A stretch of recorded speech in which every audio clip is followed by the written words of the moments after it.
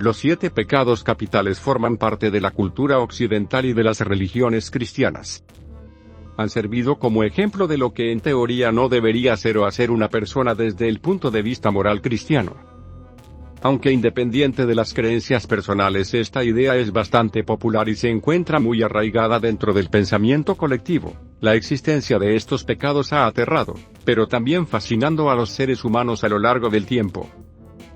Este concepto, contrario a lo que se pueda pensar, no tiene su origen en la Biblia sino en los escritos del monje Evagrio Póntico en el 375 después de Cristo, conocidos primero como los 8 vicios malvados: gula, lujuria, avaricia, ira, tristeza, asedia, vanagloria y orgullo. Posteriormente el Papa Gregorio Magno fusionó tristeza y asedia, orgullo y vanagloria, añadiendo así la envidia. Ya en el siglo XII la lista tomaría su forma final con los escritos del teólogo Hugo de San Víctor, quedando finalmente los 7 pecados como orgullo o soberbia, envidia, cólera o ira, asedia o pereza, avaricia, gula y lujuria. Cada uno de estos pecados tienen un demonio que los representa: Lucifer, soberbia; Satanás, la ira; Mamón, la avaricia; Asmodeo, la lujuria; Belcebú, la gula; Leviatán, la envidia; y Belfegor, la pereza. A pesar de su oscuro legado, los pecados son por mucho más populares que sus contrapartes: las virtudes, humildad, paciencia, generosidad, caridad, castidad, templanza y diligencia. La razón es bastante sencilla, puesto que, siendo sinceros, es más fácil identificarse en los pecados que en las virtudes. Alguien quien cumpla todas ellas tendría que ser perfecto, y lo perfecto, es cierto modo, aburrido.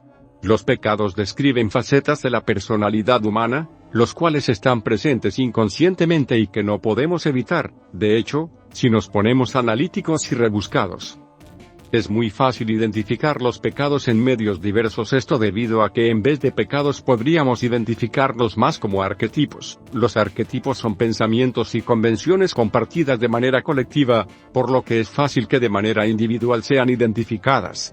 Ejemplos de estos los encontramos en las ideas del Dr. Carl Jung, el cual desarrolló diversos arquetipos a través del análisis del inconsciente.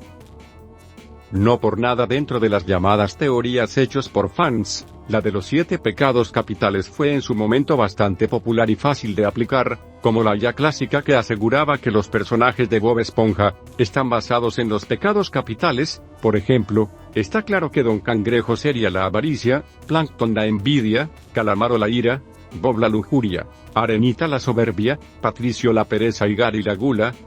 Y si bien encaja bien en la mayoría, hay que decir que Patricio fácilmente podría tener la pereza y la gula. Se decía que Gary tenía la gula porque siempre pide de comer a Bob Esponja, pero al fin y al cabo hace lo que cualquier mascota haría. Claro, se necesitaban 7 personajes para que encajaran bien. También se podría analizar la situación de Arenita siendo el orgullo y la soberbia, esto por creer que siempre tiene la razón. Cosa que de hecho es cierta en la mayoría de las situaciones, sobre todo en las primeras temporadas. Son pocos los capítulos en los que Arenita se equivoca o tiene la culpa de lo que sucede. Uno de ellos sería la semana de prehibernación, en donde su deseo por emociones extremas antes de quedarse dormida por el invierno lleva al límite a los habitantes de Fondo de Bikini. Pero esto no encaja con el pecado del orgullo. Otro capítulo donde sus acciones tienen consecuencias es en el episodio Karate, ya que su deseo por practicar karate con Bob Esponja hace que lo despidan. Bob Esponja, estás despedido. ¿Oh? ¿Despedido? ¿Sí? ¿Bob Esponja? Pero una vez más el pecado no sería el orgullo sino la lujuria, dado que la broma del karate es de doble sentido y hace referencia a actos íntimos en pareja. Recordemos que esta maroma mental proviene de la identificación de arquetipos que se repiten constantemente, así que el hecho de que unos encajen y otros no es normal. No es que los creadores se basaran directamente en los 7 pecados, sino en arquetipos de personalidad para sus personajes. Es por ello que si eligiéramos cualquier serie, libro, película, cómic, etc., podríamos hacer nuestra propia teoría de los 7 pecados capitales, ya que más de un personaje terminaría encajando por sus rasgos de personalidad. Un ejemplo podría ser Los Simpson. Podríamos identificar personajes que encajen con los pecados, Marge o Lisa podrían ser la soberbia, Homero podría ser la ira, el señor Burns la avaricia, Homero la envidia, el jefe Gorgory la pereza, Homero la gula. Nunca había dicho esto antes. Apaga la cámara ya. O aquí pasa algo.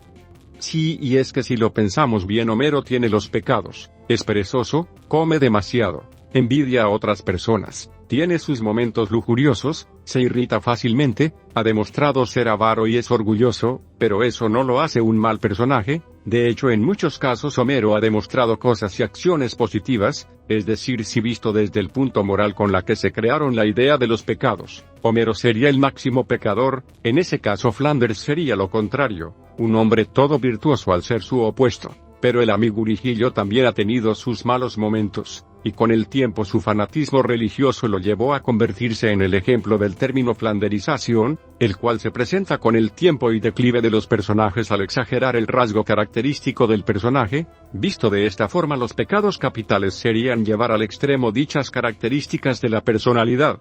Con esto dicho, el encontrar dichos rasgos pecadores en uno o más personajes no los hace malos, tanto desde un punto de vista argumental como el de uno moral o religioso. Ya que en efecto existen personas con el mismo pensamiento de nerd que se pueden tomar muy a pecho esto y tachar de manera no irónica de satanista a cualquier producción. Y claro, el decir que algo puede tener un significado oscuro es un buen anzuelo para atraer visitas y atención. Actualmente la idea de los 7 pecados capitales sigue vigente debido a que son parte de la personalidad humana, los cuales no son malos de por sí, sino que son parte de su misma naturaleza. Esto no quiere decir que debemos dejarnos llevar por los impulsos. Después de todo, a diferencia de los personajes animados, los cuales dependen de las ideas de los escritores y las personas detrás del show, tenemos control y conciencia de nuestros actos, por lo que no es de extrañarse que aún muchas personas creyentes o no en una religión, tengan el listado de pecados y virtudes como brújula moral.